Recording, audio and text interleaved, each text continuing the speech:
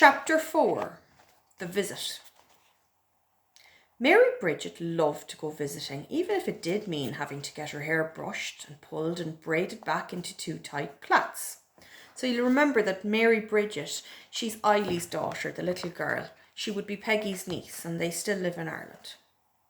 She swung her head from side to side, feeling the comforting wallop of hair against her cheek as she followed her mother along the bumpy laneway towards the Hennessy's cottage.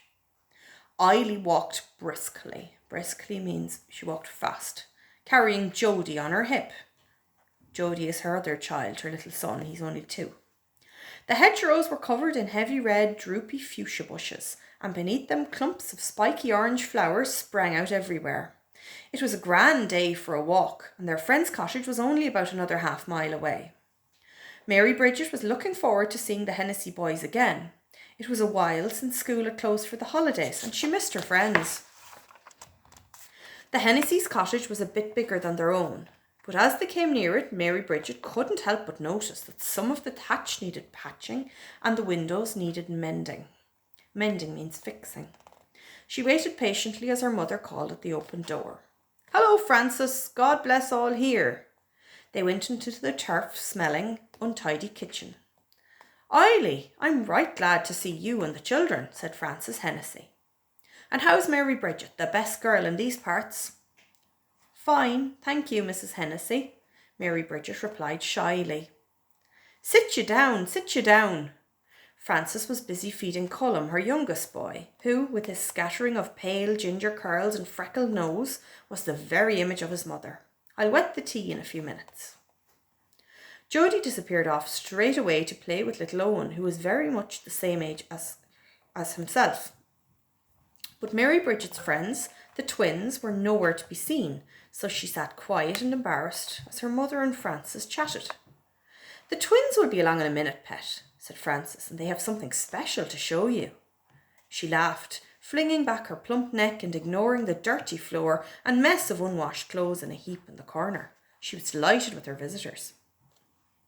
"The fire's a bit low, Mary Bridget. Will you be a good child and run out and fetch in a bit of turf for us?"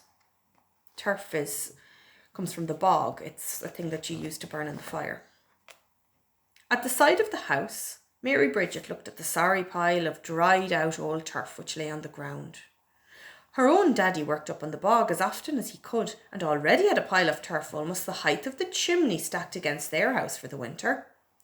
The Hennessys would have to get a lot more turf, as they certainly hadn't enough here to get them through the year. She selected 4 pieces that weren't too crumbly and carried them inside, where her mother and Frances were deep in conversation. "There isn't a spare penny, Eileen. Paddy won't even organise himself to cut enough turf to keep us going when the bad weather comes." Frances sounded really upset now. "Maybe John could bring some over for you," offered Eileen. "We have plenty." "That's kind of you. Poor Paddy isn't himself at the moment." Frances was almost in tears. The new landlord came over here with William Hussey, his agent, and the 2 of them gave Paddy a right going over about yields and about that thistle field out back. "Everyone hereabouts knows that field has grown nothing but thistles for years," she went on. "Thistles are a bit like nettles. They're prickly plants that grow on really bad land that can't really grow grass very well. The agent said that Paddy's not working the land properly, not growing enough crops, not paying enough rent. I tell you, Eileen, Paddy's right upset about it, angry like. There's no telling what fool idea he'll get into his head."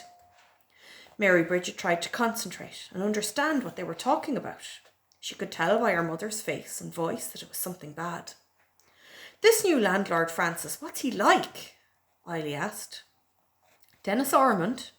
A queer fellow," said Frances. "He wants us to work like slaves so that we can pay him a higher rent." "Higher rent?" gasped Eileen. "Aye, Paddy's right worried that Hussey is going to try and make us surrender our holding and evict us."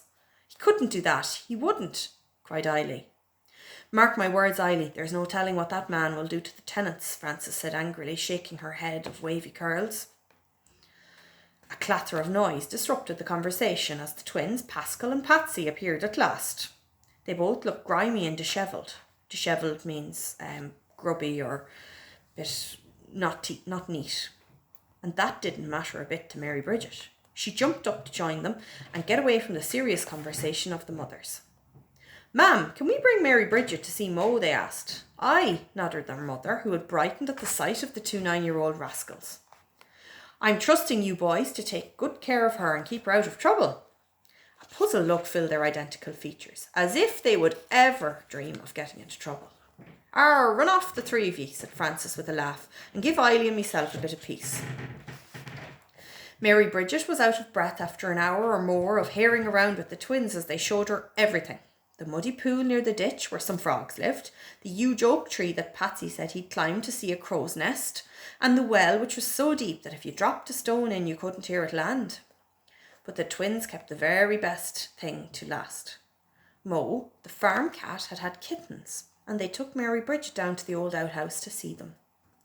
The very minute she set eyes on the 4 small bundles of fur lying close to their large marmalade-coloured mother, Mary Bridget fell in love with them.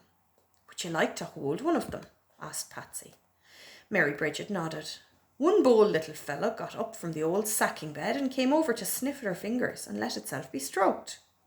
She could feel the orange kitten's tiny claws stick to the wool of her cardigan as she hugged it close. You're my favourite, whispered Mary Bridget in its ear, as the kitten stretched its paw to claw at her plait of hair.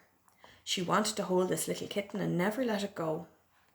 It was nearly tea time when they ran back to the cottage. We're starving, Mammy, shouted the boys. Will you stay, Eily, and have a bite with us? Offered Francis. Thank you kindly, Francis, but I've left Nano keeping an eye on a pot of rabbit stew, said Eily. Mary Bridget could sense her mother's tiredness and anxiety. Try not to worry, Francis, Eily continued. The Tenants' Rights League would never let William Hussey get his way. Look, I'll send John over in the morning with the cart of turf and maybe he can talk to Paddy. The two young women hugged each other. You're a good friend, Eily, murmured Francis, tears welling in her eyes. I'll never forget you for this. She turned to the twins. Patsy, did you get what I told you? The twins disappeared, but returned within seconds, carrying the orange kitten, which they tumbled into Mary Bridget's delighted arms. What do you say, Mary Bridget? Prompted Eily. Thank you, oh, thank you so much, Mrs. Hennessy. I promise to take good care of him. The Hennessy stood at their door until Eily, Mary Bridget and Jody were out of sight. Eily was silent and distracted, Jody drowsy and almost asleep on her shoulder, as they traipsed along the path for home. Mary Bridget did her best to block out the words and worries she'd overheard with the comforting heat of the small kitten cradled inside her cardigan. Just wait till Maisie sees him, she announced. And that's the end of that chapter. It's trying to explain to you how worried the people were with the landlords and how easily that they could up the rents and make people concerned. And there's also the little side story there of Mary Bridget getting the little kitten. Okay, that's all for now. We'll be moving on to chapter 5 tomorrow.